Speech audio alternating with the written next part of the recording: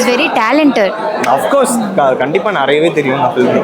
டோட்டலாக டேலண்டட்னு சொல்லலாம். டேலண்டட். ஏன்னா நமக்கு வந்து லிஸ்ட்டுக்கு 1-2 இருந்தால் நம்ம வந்துட்டு சொல்லிக்கலாம். நிறைய இருக்கிறதுனால எதை டக்குன்னு சொல்றதுன்னு ஞாபகம் டேலண்டட் அப்படி சொல்லிக்கலாம்.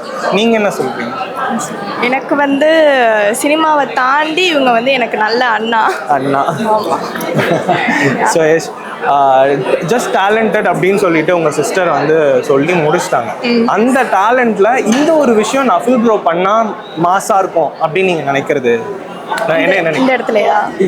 ஜென்ரலா நீங்க சொன்னீங்கன்னா இங்க பண்ண வச்சிருவேன். அது கண்டிப்பா எனக்கு வந்து இவங்க மெமிக்ரி ரொம்ப பிடிக்கும். கண்டிப்பா. அண்ட் ஆக்டிங்கை தாண்டி உங்களுக்கு டைரக்ஷன் நல்லாவே வரும். ஓ நைஸ். அதுதான் மெயின். ஆக்டிங்கை தாண்டி டைரக்ஷன் தான் இவங்க பண்றதே எனக்கு ரொம்ப பிடிக்கும். ஓகே. அது நிறைய பேரும் சொல்லியிருக்காங்க.